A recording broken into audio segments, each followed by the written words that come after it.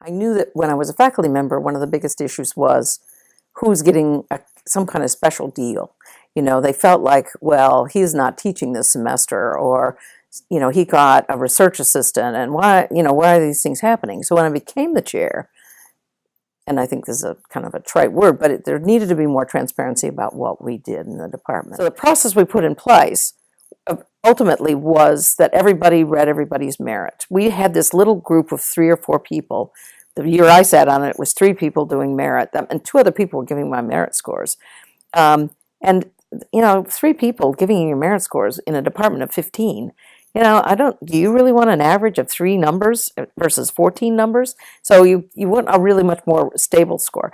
But more importantly than just the number you got was the transparency of seeing what everybody did. So that as a chair, when you came in to me to talk about how you'd done, you have a one-on-one at the end of the year, everybody was already saying, well, I didn't have a very good year, because they had just seen what everybody else had done. So when I said, here's where you are, you're in the lower third, I know exactly, I just didn't have a good year, blah, blah, blah. So there's not, there was a sense that they were evaluating themselves rather than this was being done to them.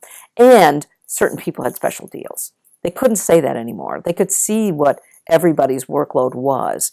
And the deal wasn't made without clear evidence. And I'll tell you one other thing I did as chair is I made policies about how you got buyouts.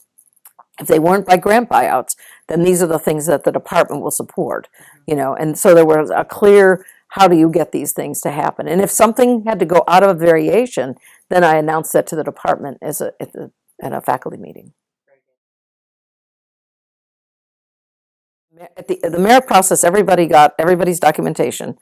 That was all aggregated by another person, not myself, so I never knew anybody's scores. I just saw the aggregate, which was the mean of their scores for instruction, their mean for their scores by their colleagues, the 13 or 14 other people, their research, and for their service.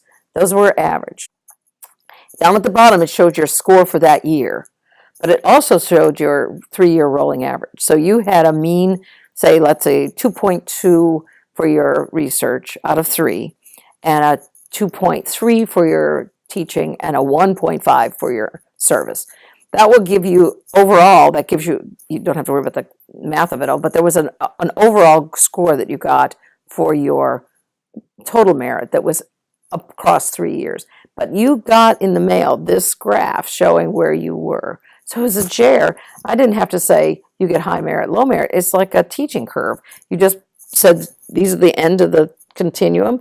This is where these people right here, the highest person I used to give the highest merit to. Now, we're not talking about a lot of money here. And then the next group, maybe there'd be 3 who are all together, depending on how it broke. Say these scores all get the same merit, and then the next, and then these people don't get merit because merit is only beyond your job. So the score you received was, I'm not just going to give you a 2 for research. I'm going to multiply that by the percent effort of your research. So if you're 45, 45, 10, and everybody in the department was like that, we wouldn't have to multiply anything because it would be the same. But if some people are doing more research, so their score might be 65% effort, but you're basically multiplying the score you get times the effort. And what we had to remind everybody was, if 65% of your effort is on research, then we should expect more than a person who's got 45% of their effort on research. And they did. I think the faculty did that pretty well. The one thing I thought they always diminished was instruction.